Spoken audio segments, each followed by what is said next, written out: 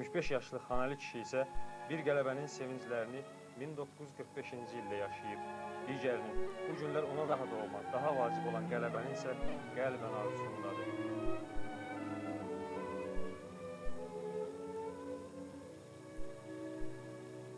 Mənim belə umudum var ki, torpağımızı alacaq.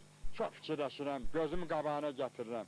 Bu eşqlə belə fikirləşirəm, elə bir ki, kinoya baxıram da. Bu yolla belə baxanda vətənə sarı.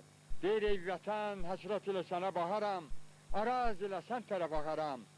Oğul gəlib məzarına baxaram, mən də sənin yanında yataram, sən kimi gəlib gedənə baxaram. Bu həvəsinə ki, ha bax mən çatıracam oğluma, ha bax gelib onu ziyarət eləyəcəm. Bax, bu ürəyinə mən döyüşə belə ürəklə girirəm. Mənim arzum odur ki, o 41-ci ili 9 mayda keçir, cəmaat baxır, kino da verirlər. Mənim belə millətimdən arz edirəm ki, orada nətər döyüş gedib, hamımız elə döyüşməliyik. Elə döyüşdə torpağı tezliklə alacaq. O qırağa, bucağa yayınanları çağırıram, deyirəm, gəl, oğul, gəl babaların dalınca gəl. Babalar qabaqca döyüşür, sən də bunların arxasınca gör nətər döyüşürsünüz, siz də bizə baxın, gəlin, bəsdir, gəlin torpağımızı o düşmanın əlindən azad edir. Əhməd dayı, bir maraqlı söhbəti oldu bayaq, maraqlı bir səhnənin şahidi olduq. Deyəsən, o davam eləyir. Bayaq sən bizim Xanəli dayıya imkan vermirdin ki, mənim rotam, mənim vızvodum, mənim əskərlərim səninkindən güclüdür. İndi də görünür söhbətdə ona imkan vermək istəmirsən.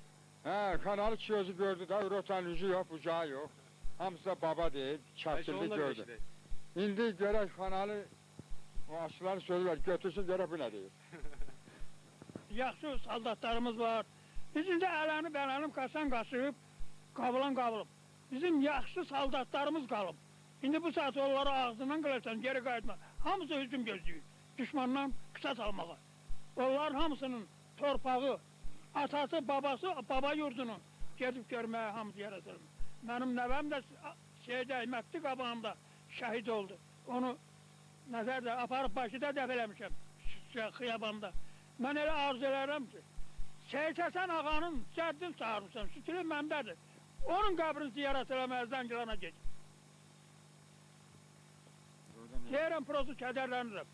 Bəs bu qeyrəsiz adamlar nə fikirləşir ki, 8 oğlu yığıb evində saxlayır, bu vətənin namusun qeyrətini çəkmirmi? Uçmuş erməlilərin bu dağızıntılarına baxanda bizə qat-baqat ürək ağrısı olur. Ben bu evlərin yəsi, bu evlərin yanması məndə az ürək ağrısı törədirmi? Ben bu qısasları biz erməlilərdə qoya bilərikmi? Qoyamayacaq. Ölüncən öz məqsədimizi yerinə çatdırmalıyız. Sizən nə var? İkidə qırana. Qabaq, qafandan ən adil-xadro günü 10-15 erməni gəlirdi qafama. Deyirəm, görən yollar nə fikir yaşır? Nə deyir? Demir ki, o kişinin evindəki çörək bizim gözümüzə dursun. Duracaq. Uşaqları gətirib yayda qoydular, bizdə qalırdı bir ay, 2 ay, gəlib aparır. Görən yollar nə fikir yaşır? O çörəyi, o yedikləri, o üstəlik görün, onlar yada salır. Ya nə qalsın, çörək onları tutacaq.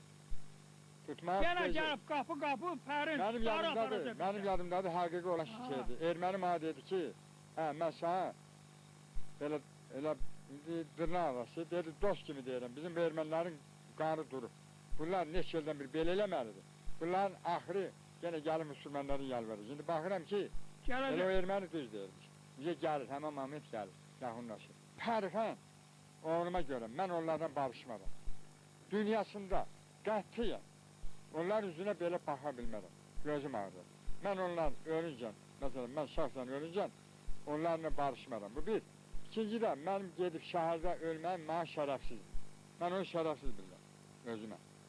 Amma burada vətən yolunda, vətən torpağında ölsəm, bunu mən bilirəm ki, Şəhidlər Xiyabanına gedəcəm. Bu mənim üçün böyük şərəf. Deməli, mənim adım da düşər oğlum kimi o tarixə. Demirəm, amma milli qəhrəman olur. Şəhidlər Xiyabanına mən də gedmişim, mən özümə borc, böyük belə bir şərəf bilirəm. Torpaq bizi sınağa çəkir.